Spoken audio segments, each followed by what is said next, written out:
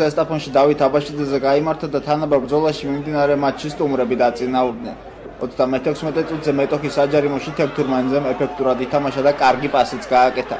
მის შემდეგაც სიხარულიძეს გატანა აღარ გასჭირვებია.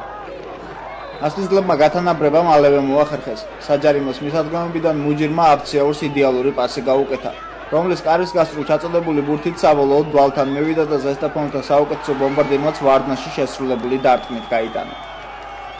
მეორე ტაიმში მასპინძლები უპირატესობას დაეუფლნენ და რამდენჯერმე გატანის რეალური შანსიც მიეცათ, თუმცა შეხვედრა 1-1 დასრულდა და მეტალურგი განმეორებითი მატჩისთვის სასურველი შედეგით დაბრუნდა.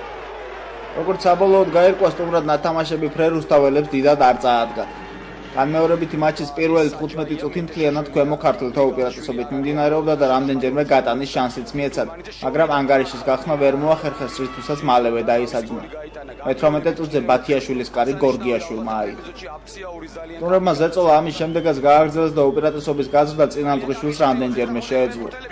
შეხვედრის 37 წუთზე კი მუჯირს ორმაჩიანი დუელის ბედის გადაწყვეტა შეეძლო, მაგრამ მეკარესთან 1-1-ზე დარჩენილმა ბურთი კარს ზემოდან გადააცდინა. მეორე ტაიმში მასპინძლებმა ზეწოლა გააძლიერეს და გათანაბრების შანსიც ჰქონდათ. ჯერ 57 წუთზე ახმომანძილიდან თავით კარს გეწაძე მააცდინა. 10 წუთში კი კვასხვაძემ ქავთარაძეს აუღო.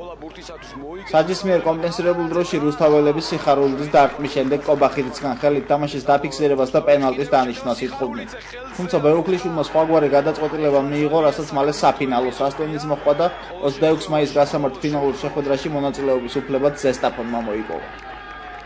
მთლიანად თამაში როცა წარმატებას მიაღწევ და დაგეგმილი იყო რომ გავსულიყავით ფინალში და გავავედით, ეხლა ბევრი რაღაც ლაფსუსი იყო, მაგრამ ამაზე ლაპარაკი არც მსურს. ძალიან დიდი თავდადება იყო, ძალიან მოინდომეს ფეხბურთელებმა და მე მინდა რომ მადლობა გადაუხადოს სულ ყველას, ვინც ძალიან დიდი ენერგია ჩადო აი ამ გამარჯვებაში და დასახულ მიზანს მივახციეთ ფეხბურთით და უძლიერესი გავიდა შემდეგ ეტაპზე. ჩაგვივარდა პირველი ტაიმის 10 წუთი, სადაც ზესტაფონმა გოლის გაგვიტანა და 100%-იანი მომენტიც ჰქონდა, ვერ შეაგდეს და ეხლა მთლიანად ჰქონდა ჩვენს მომენტები, მაგრამ მოიგო იმას, ვისაც უნდოდა და გულოცავ კიდევ ერთხელ